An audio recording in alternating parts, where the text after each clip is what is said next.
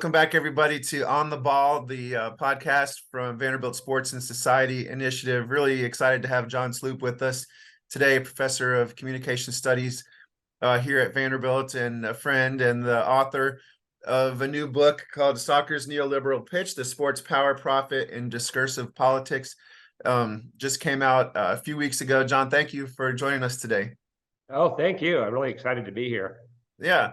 One thing I wanted to ask you, so you start off the book, and this is not a book about soccer fandom, but it does undergird a bit of your interest in writing this book and your sensibilities on soccer. And so I wanted to ask you about the roots of your soccer fandom, and we can go into the details of this, but it sounds like you went to maybe like one of your first experiences at an exciting game was in Portland in 2010. And by 2014, you're going to Brazil for the World Cup. And the next year, you're getting a tattoo. You're starting a soccer podcast. Like, this all seemed like it came about pretty hot and heavy once you got interested in the game. Yeah, I've never experienced anything like this in my life. It was a calling. It feels sort of religious the way some people talk about these things. So yeah, I mean, I don't want to go back through the entire story, but yeah. It was in Portland. A friend of mine got me to go to see a game. It was not even MLS. It was not even USL. It was their developmental team for their USL club, and I expected to be bored to death. I'd always thought soccer was hard. I was a typical American that way. A lot of people. And again, just to be brief, it was the audience. It was the crowd that made it exciting for me. It had nothing to do with the game. I still didn't know what was going on. It still looked like little boys chasing a ball around, but the crowd, the reaction, the chants, the fandom, the fandom without the training wheels of speakers and all that sort of stuff. Everyone's just doing it on their own. Was a huge conversion experience for me. And yeah, so I followed that through, and a huge Chelsea fan, huge everything fan, huge Nashville fan. It is part of all day long for me, my thoughts, my thinking, the people I interact with. And I do want to add one thing, Andrew, and I try to make this clear. The book is not about fandom specifically. Right. But fandom, to me, the type of fandom soccer fans have, and I know you have fans strong in every sport.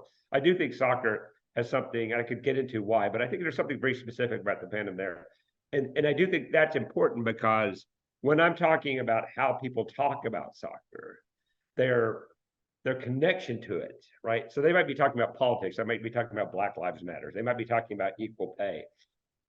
But the connection that soccer fans have with the sport makes those arguments even more meaningful and part of their identity, right? So I want to say the book's not about fandom, but fandom's important to understanding the politics. Okay. Yeah, well, let me ask you about one aspect of that. You say, there's fandom in every sport. I'm a diehard Green Bay Packers, Milwaukee Brewers, Vanderbilt fan. Like, what's different about soccer fandom than fandom of these other sports?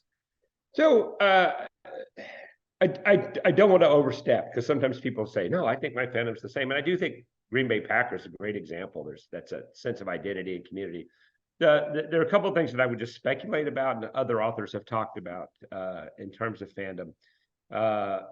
Simon Critchley talks about the fact that the scoring is so rare, right?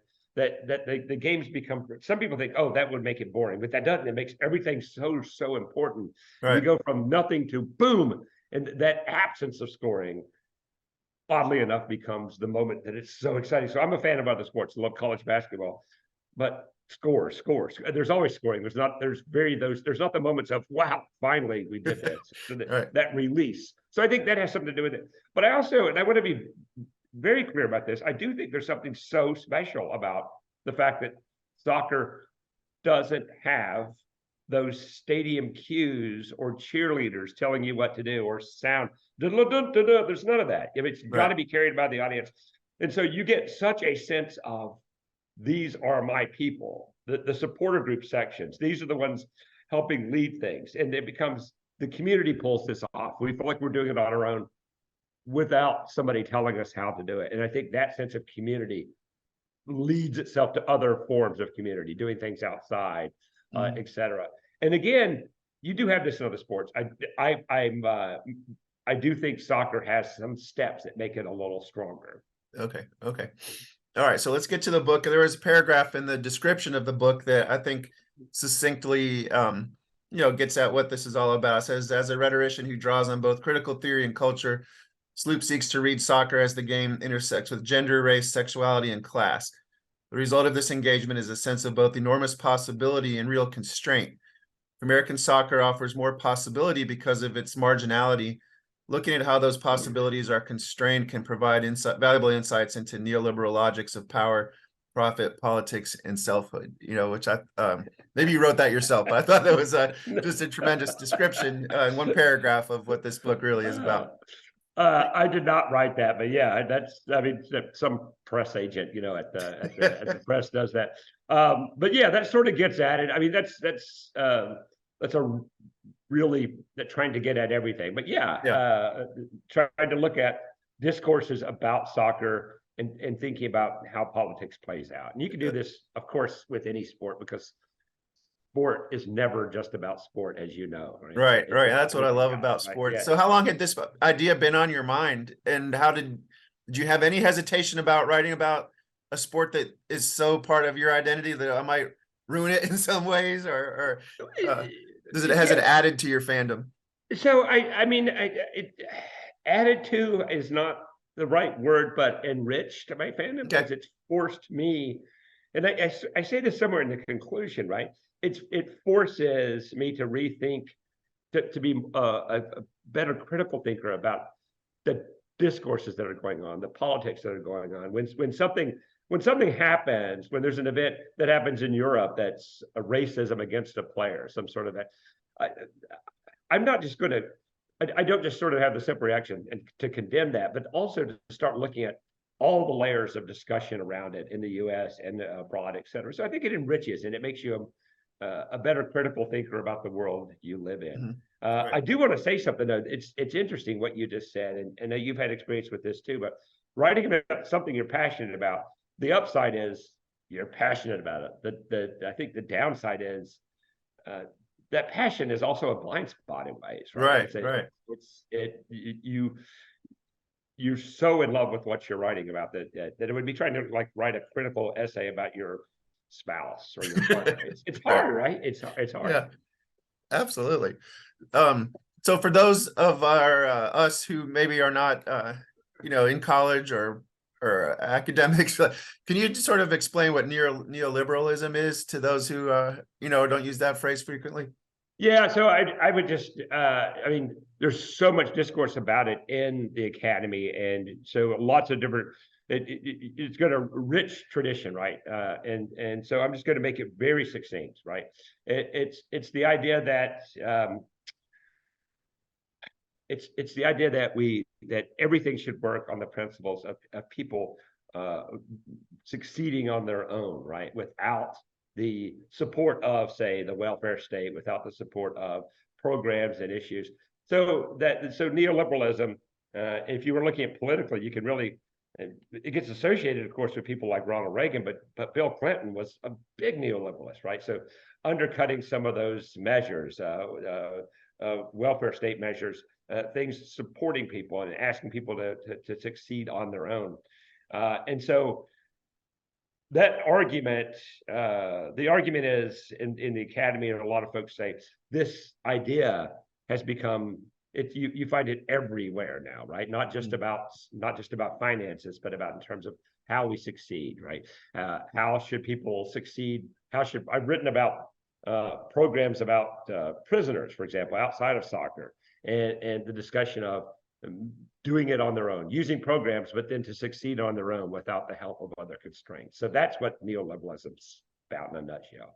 And I have a hard time talking in nutshells. I wander, so please stop me at any point. No.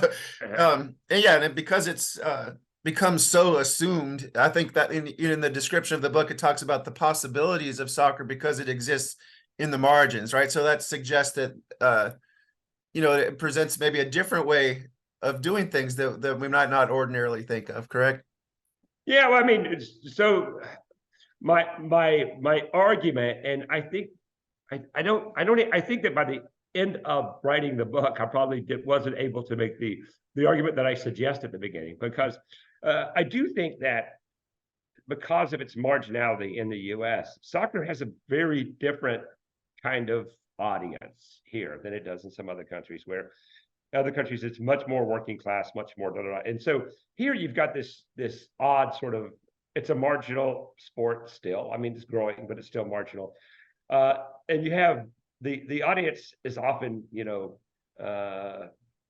very young, very thoughtful, often liberal, etc. fans, right? So in some ways, it offers this possibility. And I don't want to say liberal means better or anything like that. I'm just trying to say it has a chance for a sport that is going to be thoughtful in different ways than some other sport fanships. Mm-hmm. But in fact, what happens as I go through every article is most of those possibilities still get shut down, right? Because we're all part of this mass culture. We all buy into the same discourse.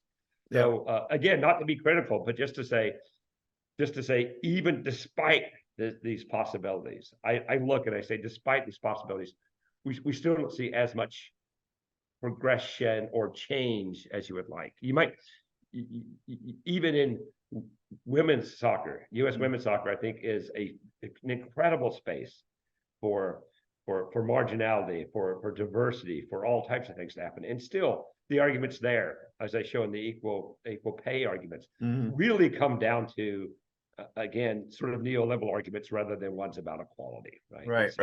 So it happens despite my best wishes. Got it. All right. And so you make your arguments in this book through a series of case studies looking at different issues in the US and Europe, Mexico. So let's walk through those case studies. The first deals with soccer hooligans from England, which I think Americans, whether they're sports fans or not, believe they have some idea of what that was all about. The title of that chapter is When Career Opportunities Finally Knock Addiction, Displacement, and Hooligan Memories, and really looking at how these former soccer hooligans kind of remember their past. Tell us, why that was an interesting subject to you, and what did you discover? So I was interested in the hooligan movement and that period of time, just because it was always, even non-soccer fans know about it. I mean, I didn't care about soccer, but I would see that on the news all the time. So I was interested because, now if you go to England, of course, there's nothing.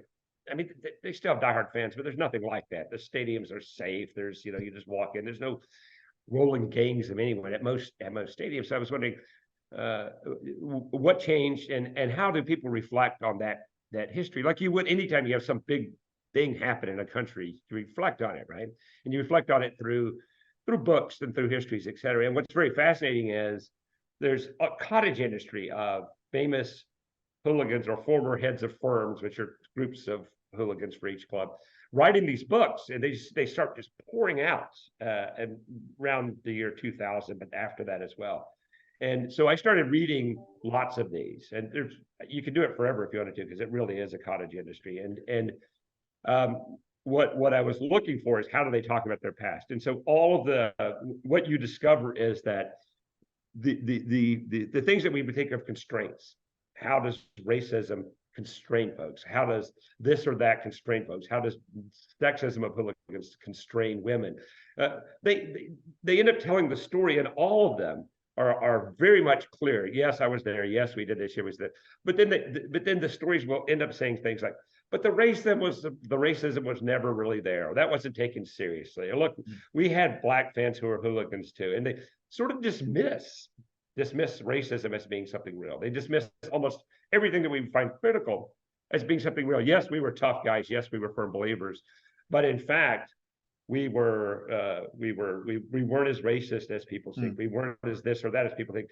And what's fascinating is that at the end of every one of these books, the author has gone on to do something successful or been in business, and they talk about how all of the other hooligans, really what we were doing, in effect, this was training. This took brains, this took smartness, and we were training on our own for these careers that we have now. So they become these hooliganism as success story. It's very fascinating, very strange to read, and very fascinating to read because, and I say this at some point, once you read one of these books, you all of a sudden think that must have been the original story, because they all follow it. It's just because they're formulaic. They all have the same story. Well, right? And it's very neoliberal in that sense. yeah. Says something about them and the publishing industry too, I guess. Right? Oh, yeah, no, I think it says something about both those things, but it really is. It's one of those things where you see something coming up over and over, where you're saying, well, okay, this is not just me. This is a story that culture once told, right? Yeah. That fits in with what we believe now. Okay.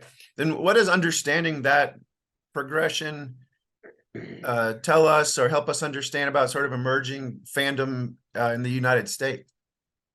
Tell me, can you reword that? I'm not exactly sure what Yeah. you mean. Is there anything that we can take from that understanding of that hooliganism in England and the way that those experiences are remembered and written about, that we can apply to MLS fans, or fan groups in the US? I know there's been, very like almost fascist fans emerging, in some stadiums, and then, reaction to that, and yeah, I mean, concerns about overzealous fans, in MLS. Yeah, well, you get some of that, but I've got to be honest with you. What I think, I don't know that what we can learn from it, but I'll make this comment. So I've gone to lots and lots of MLS games. I've gone to a lot of stadiums across the United States and Canada to go see these games. And if anything, Andrew, I think that I don't know that we can learn from the study of hooliganisms, but what we see is there are some people who think that authentic soccer fandom is based on these models with English fans that they know of, right? Okay. So you might have some people who want to replicate some ideal that they have of what exists, that they've heard before. But there's less of that in any dangerous way, I think, than Okay. you might pick up. For the most part, if anything, I would criticize U.S. soccer fans for being too formulaic, right? So we don't have enough organic things growing because we try to replicate what's else. Yeah, I was going to say that, as someone who is maybe in the position you were before you went to the Portland game, I don't think soccer's boring. I love watching the World Cup and the Olympics, but that's really the only time that I watch. I've been to a few Nashville SC games and had fun, but in a way, I thought that some fans are just sort of pretending and trying to be something they've seen in other countries or saw on TV. And I wondered, is this really authentic, or are they just sort of play acting, while they're here? Well, I mean, it's a tough question. It's authentic in the sense that they're doing it, right? No one's telling them to. But on the other hand, where I sit for Nashville games, I'm between the back line, the supporters group that do all the chanting for Nashville, and the away fans, which are up in the corner right next to me. And what's irritating and cringy and sad is that you're hearing the chants and you're hearing the same songs, just with different teams inserted, right? So it's like, I mean, there's got to be some copying between fan groups. I get that, but the amount of it is a little disconcerting, and that's because people know we're supposed to chant. People know that so yeah. What I say on the one hand, wow, fandom is organic and wonderful. It is. On the other hand, and I blame this on these MLS culture being relatively young still. Any sense of organic sort of behaviors still lacking in a lot of places. You'll see it places like Portland, et cetera, which have traditions which are outside of that. But yeah, I would criticize it for that. Yes. Okay, and maybe that will just take some time. Yeah. Okay, so the next case study is soccer in the mirror world, and I remember these commercials on NBC when they got the Premier League, and you talk about the various articles you would find in magazines or in blogs, like, if you're a fan of the Green Bay Packers, then this is going to be your Premier League team, right? And kind of looking at those comparisons and really how the constraints that put on the possibilities of imagining something new and different.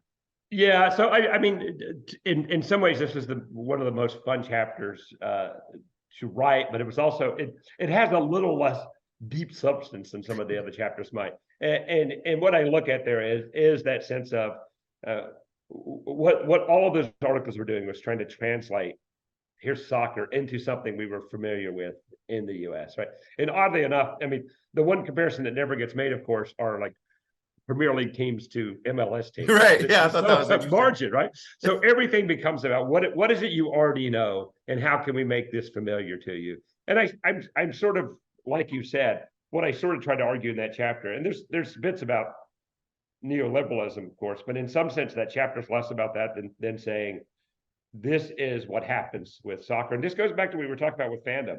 If you say, here's what soccer is, and let me put it in terms that you can understand, then what you do is just recreate what you already know, right? So if I do think, oh, this team is like the New York Yankees, then I'm just putting it in the structure. I get what the comparison means when people say that, but I think we create more possibilities by saying, let's look at how it's different, what it is on its own, instead of putting it back in the terms. So the mirror world is really about, and anybody who's gone to London knows this. It's different, but it's familiar, right? You know how to operate there as an American. And so if you start translating everything back into it, and William Gibson uses that phrase, the mirror world, about London. And I really am trying to say, if we mirror this, we just recreate what we see already, right? And that's, again, no big deal really, but it's trying to make the claim that if soccer is a space for politics, and it is, we do it harm by just reproducing the politics and things that we already know, right? Yeah, reducing that's a possibility we cut off as people. Okay, yeah, and I think just as an aside, that period of time when that NBC contract came about was kind of the origins of Ted Lasso too, wasn't it? Oh yeah, absolutely. I mean, and I don't even talk about those.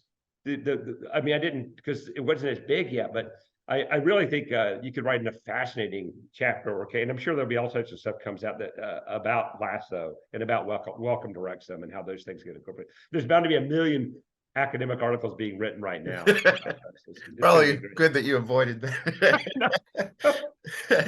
All right, your next chapter was interesting to me as an author of a biography of Glenn Burke, who was the first openly gay Major League Baseball player. But you write about heroism's context, Robbie Rogers and the ghost of Justin Fashanu, and their coming out stories, and the different stories, the different outcomes for each of those men. For those who aren't familiar with their stories, can you tell us about both of them? Yeah, so I'll make this as quick as I can. So Robbie Rogers he's a U.S. player who had gone over to England to play, right? And he played at Stevenage, I think was where he was. He had played at Leeds and then went to Stevenage when this story takes place. So anyway, backing up, this happens 10, 15 years ago. I can't remember the dates, but backing up back before the turn of the century, Justin Fashanu was an English footballer, played Nottingham Forest, etc., who was sort of outed by a magazine. I mean, he ends up writing the article saying I am gay, etc., but he was forced to. Basically, was going to get exposed one or the other. A black player, which made it all the more sort of a sensational story. When he comes out, however, the public pressures on him are what we might have expected at that time, right? In England, that the chants about him being gay were super homophobic, right? And it sort of puts a ruin on his career. He comes up moving to the United States. He ends up getting arrested and charged with having sex with a minor that was claimed to be forced. He said it was consensual, etc. At any rate, it's a horrible story. And if I tell the whole thing, we'll be going here forever. He goes back to his hometown, ends up hanging himself, right? And so the press, it's a story that is not an obsession, but the press about it, really, it's a story about how horrible it was to come out. And it becomes things have changed now, but it's really become a story, a warning. If you come out, right, this is what would happen to you. This is what the reaction will be about. It was homophobic, etc. And then Robbie Rogers decides to come out, and he comes out and he quits soccer altogether, right? He says, I'm resigning. I'm not going to play anymore. I am gay. He puts it on this blog post. And he says in his stories, and he gets picked up, everyone's reaction to him was, dude, I hope you're not resigning because you're gay. We'll accept you. Please, this, yada, yada, yada. But he talks in his biography like, no, I've been in those locker rooms. I know what it's like. I know the story of Justin Fashiono, Right. and he's terrified to come out. He comes out, and then the reaction is so powerful to him that he ends up training. He ends up playing for the LA Galaxy later, et cetera. And what I try to look at there, and this piece was really originally written with my colleague Isaac West in my department, this chapter. What were the reactions, and how does he end up talking about himself? And this gets into the sort of mode of neoliberalism, because Robbie Rogers ends up saying, and let me just say, I think it's great that we've made progress as a culture where this actually was something of a non-event publicly, but it was a huge event for him. Yes. And so he ends up talking and saying, oh, I should have done this sooner. And he's sort of like berates himself for being a coward, and says everything's just normal. It's normal. It's normal. It's normal. And my point of the chapter is to say, he's relying on this logic of this should have been all on him. This should have been about what he did and his bravery, his individualism, and that things are normal. And I'm trying to say they're not normal. And he was scared for very good reason, right? Right. This is a step. This is a change. And there should have been more support for these changes. Instead, by relying on this logic of, oh, just come on out, it's all normal, we're forgetting all of the sort of constraints around that, because clearly it's not. And we are seeing several other players come out around the globe. But are we in an environment yet where every gay player feels comfortable? No, right. far from it. Far from it, right? So yeah, that chapter is probably the one that's the most traditionally academic, and that I'm relying on a whole lot of academic structures to do it. But I think it's one of the more important chapters in the book as well. Yeah, absolutely. Like you say, right now in Major League Baseball, Glenn Burke was the first. There's no active Major League Baseball player right now, who's gay, who's come out.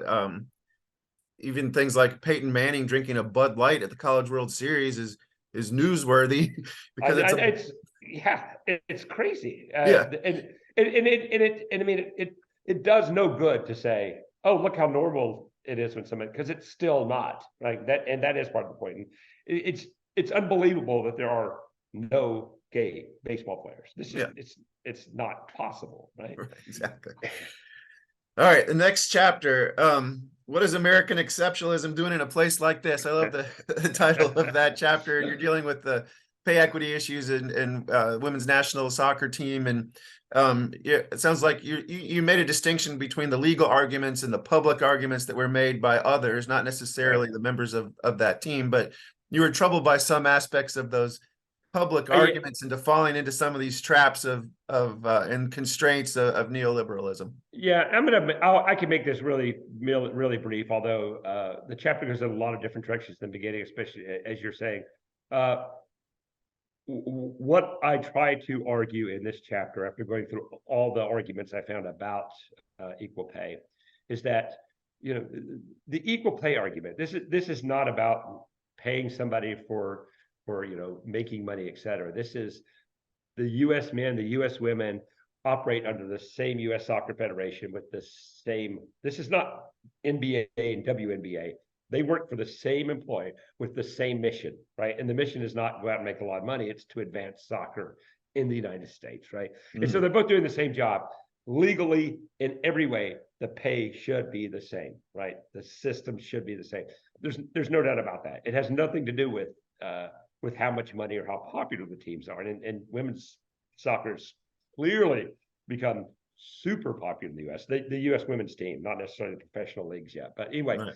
The argument is, for years, people have made this misguided argument. Oh, the men produce more money, so they should make more money. The men have higher TV ratings, so they should get more money. The World Cup for men makes way more money, which it still does. So the men should make more money. And that's always been the wrong argument. It's the wrong argument to make. It's not what equal pay is based on in this case. Right. And what I was troubled by is when the women are making the argument, not all the people on the women's team, and I'm glad you made that distinction, and not every person, but largely the argument that's made is look, the women are now producing more money. They should get paid equal or more. They should get paid more. And it becomes this argument again that's not about equity. It's not about what equal pay means, but it's about who's producing the most profit. The people who produce profit should get the most benefits from it. Mm-hmm. Now, while that is true, right? If you and I are working in a marketplace building cars or something like that, or selling ice cream pops or whatever, that's not what this case is about. And it shouldn't be seen that way. So I'm saying we politically, when we argue publicly, seem to have this fundamental reliance to fall back on profit equals pay, right? And that's not the argument we should make. And that is neoliberalism sort of like pushing itself on our arguments. Okay. So I'm sorry, I said I would be brief. No. Make that argument. Yeah. So in a sense, they were using the same argument that's more typically used against women in women's sports. Right. Yeah, absolutely. And they were using it for them.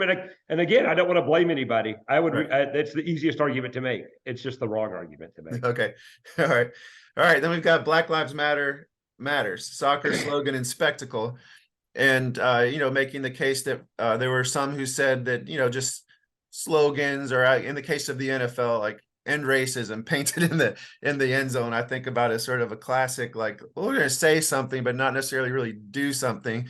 And then on the other hand, you have people saying that they shouldn't be wading into these political issues at all. I think an argument make is there was a real lost possibility to accomplish some change or some progress.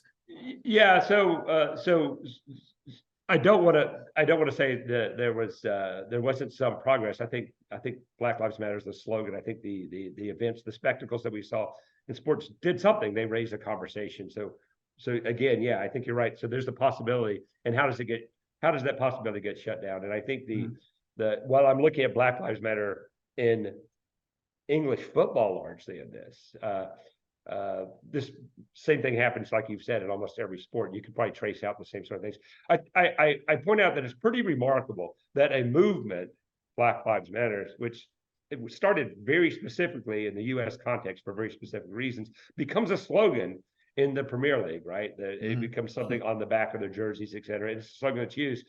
So I look at that as a real possibility for raising all types of discourse, and then I try to trace out what happens, what are the arguments, and you do have arguments. You have arguments against it. You'd expect that from the very beginning, but everything becomes muted more and more because Black Lives Matter gets associated with, instead of the philosophy, it gets associated with certain organizations. And so I won't trace out every detail. Ultimately, what happens in that chapter is what you're saying. The possibilities of this as a political movement or a way of having criticism get more and more muted, so that it becomes more and more about, and not Black Lives Matter is really saying there are structures in culture that are systemic, that work against the success of Black men and women. But when you start reducing it to like other types of slogans that have nothing to do with that, you're sort of, and I don't want to say those other slogans aren't important, right? Fighting for equality is always important, but we move from saying there are structures that are working against Black lives to saying, wouldn't it be nice if everything was equal? It would be nice, but we need to look at, and this is the same argument we're seeing all the time now in public. Can we talk about systemic racism? I think we have to. There are political arguments trying to quell that. And if we quell that and just say, yeah, we all believe in equality, but we're not willing to look at how racism is structured and sexism structured into the very discourses, we're missing out on big possibilities. Right? And that's what that chapter is. That's what that chapter is really arguing. Okay. Yeah. And what happened in soccer sort of illustrates a phenomenon that happens across society or across cultures. Right. Yeah. And I'd say that with, like, again, with every chapter and with every book and article written about sports, it's really about what's going on in culture as a whole. Right.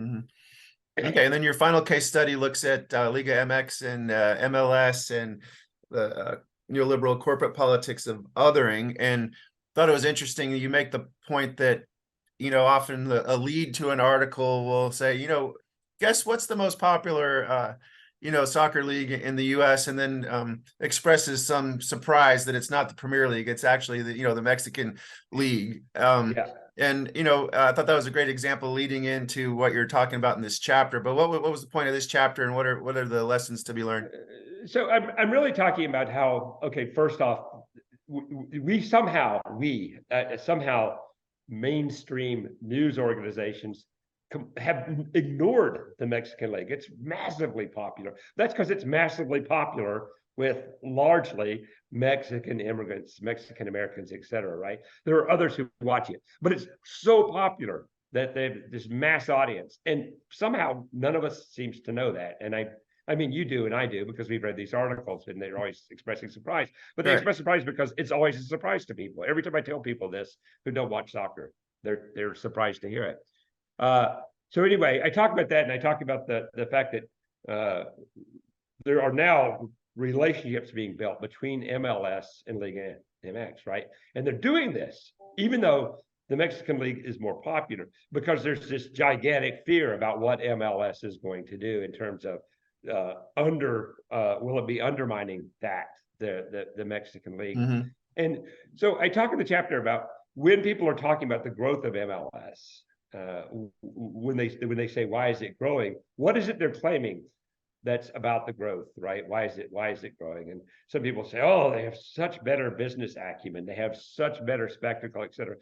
And in my mind, all of this ignores the fact, right?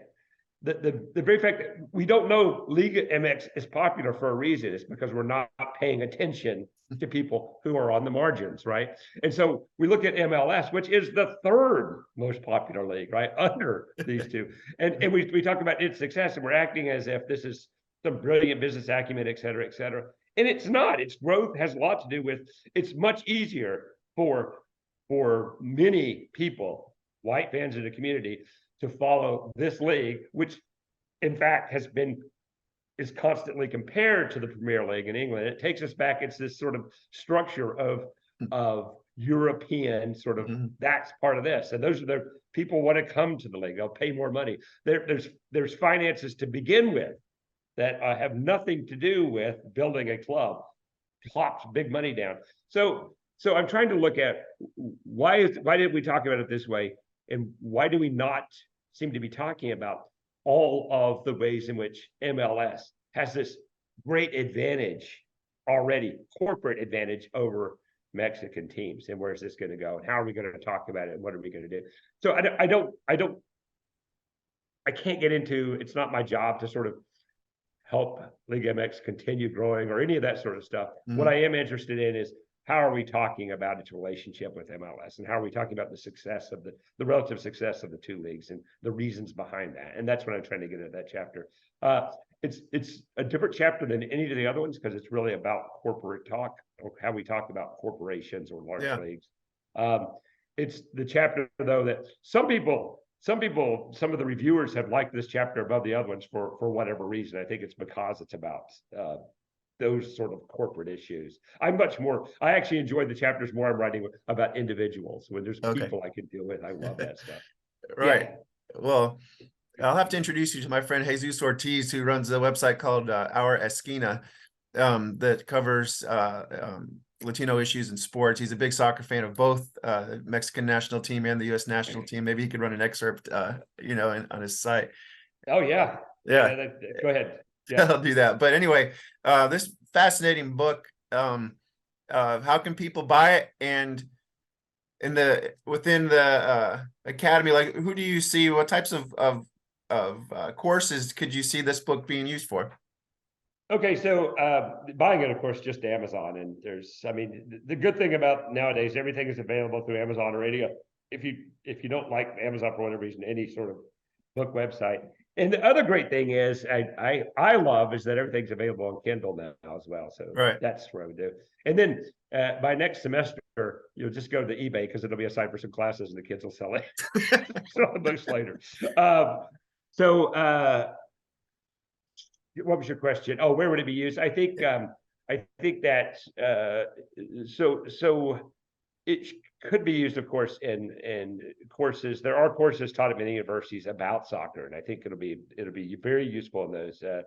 I teach a course about soccer here at Vanderbilt with Lutz Kopnick in the German department.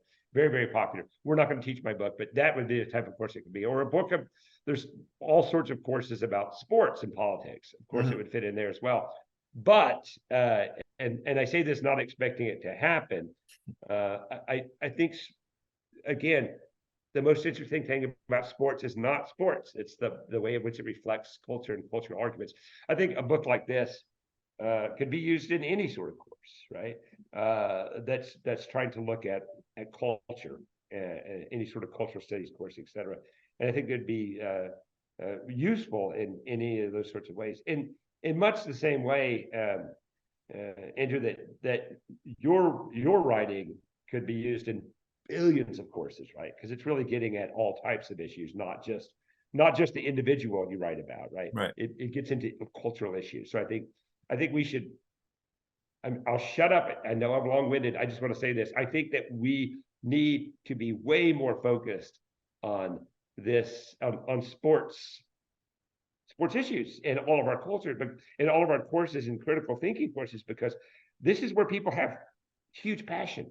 Right. So if there is the first SEC black basketball player, it's in sports, it's meaningful, and people are going to react in ways, as you've shown, that are very fascinating. And I think we all need to take that more seriously. Yeah, I'm so happy you said that. Like I always, when I talk to kids about my book on Perry Wallace, I say, I really wanted to write this paper about him for my Black history course when I was a sophomore at Vanderbilt, but I was concerned that my professor would say, we don't write about basketball players in college. We don't write about sports. It's not serious enough academic subject. And I've always sort of just been so turned off by that idea. Thankfully, my professor said, if that's what you'd like to do, go ahead and do it.